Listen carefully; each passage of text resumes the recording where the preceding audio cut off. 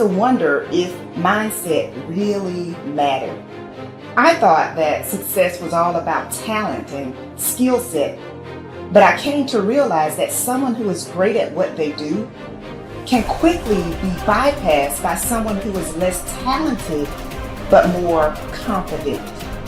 Remember this, confidence attracts, but unbelief repels.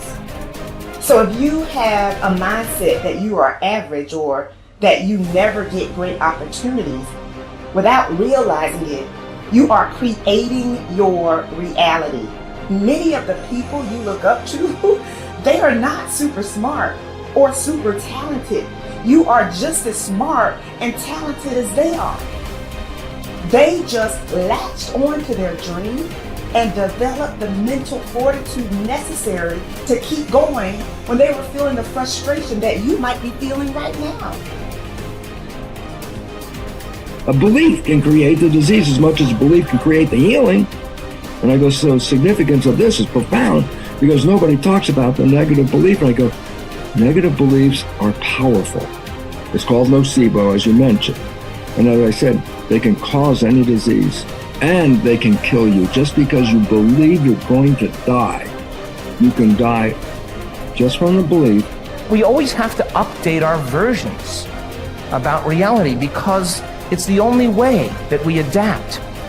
Don't believe everything you've read or heard. It just may not be the truth. There's always a greater truth that you and I can begin to investigate. Surely someone in eternity has had similar problems as you and I, and they've gotten beyond it. Yes or no? So study that person. You want to be wealthy? Study wealthy people. Don't just have some panacea that you're just going to get wealthy. Read about wealthy people and find out that they lost everything and failed miserably 20, 50 times. But what they had as a characteristic, a quality in their personality is they were persistent and they kept changing and they kept forgiving and letting go of the past and kept going. And sooner or later they ran into it, and when they had all the money they wanted, it was never about the money. It was just about that they could prove to themselves that they can do it. Stop rationalizing. Stop making excuses. Stop giving yourself little watered down assessments of where you're really at. Tell yourself the truth. Are you making yourself better? Or are you making yourself worse? Are you moving forward or are you moving back? Anything that you have that you feel is a negative, it doesn't matter. Anything you feel it's a positive, it doesn't matter. We're still the ones that make the decisions, and we're the ones that move the needle because no one's doing it for us. We want to change the world, we decide we're going to change it. We want to change the economy in our home, we have to decide. We want to change the amount of time we spend with family or live into our true purpose or be the woman or God or man God designed us to be. No one else is doing it for us. But what we can do is what you're doing. Gain capabilities from people who've already been there. Be a part of a group bigger than yourself. You already got the capabilities. You're already a part of a group bigger than yourself. You're already got the support of this amazing family. I think true behavior change is identity change. And it's this shifting of your self-image, or your beliefs, or the way you look at yourself. Because it's one thing to say that I want this, and something very different to say I am this. So people walk around with beliefs like that all the time. I'm not a language learner. I'm not good at math. I'm terrible with directions. I'm not good at remembering someone's name. Yeah. And once you have those type of, once you adopt that identity, it becomes very easy to just reinforce that over and over again. And so these three levels that you mentioned, outcomes, process, and identity, all three matter, but I think the key is that you want the direction of change to be in the right way, the right arrow. So if you start with the outcomes, if you start with the result, then you're like, oh, I really want this thing, and here's my plan for getting it. And most people just never think about the identity that comes underneath that. Like they think, I want to lose weight, or I want to be skinny, and if I follow this diet, then I'll be skinny. And then they don't really give any thought to the beliefs behind their behavior. But if you start the other way around, if you start at the identity, and you say, all right, who's the type of person that could lose weight? Well, maybe it's the type of person who doesn't miss workouts. Then you start with that identity. You say, okay, I want to become the type of person who doesn't miss workouts.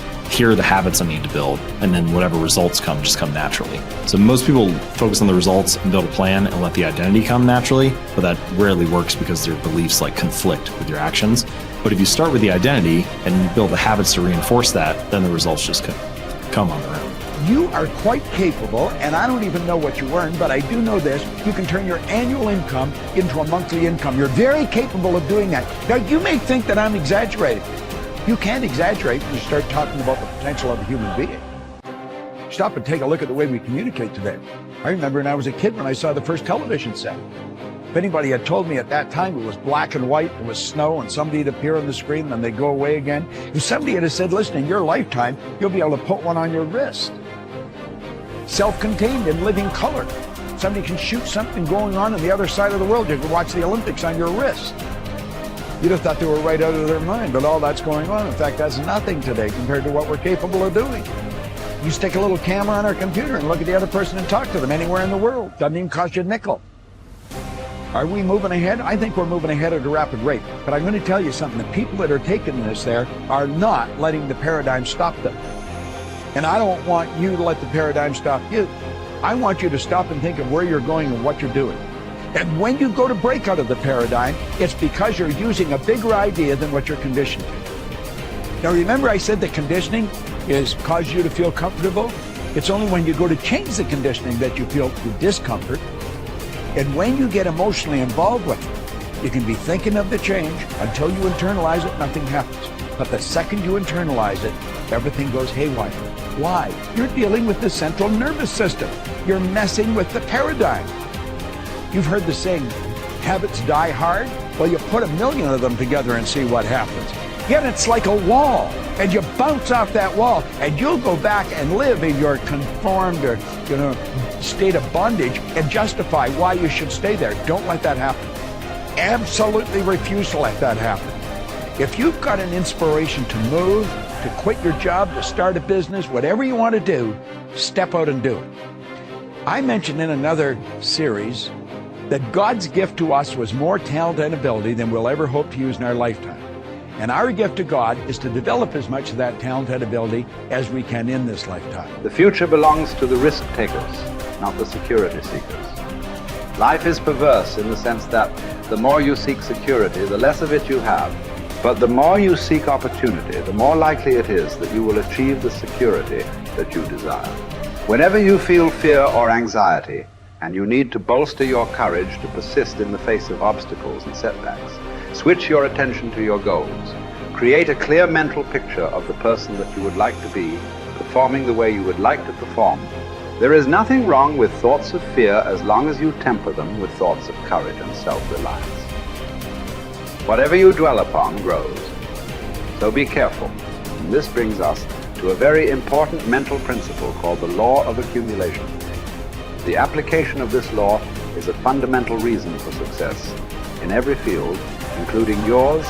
This law says that every great life or great career is an accumulation of hundreds and perhaps thousands of efforts that nobody ever sees or appreciates.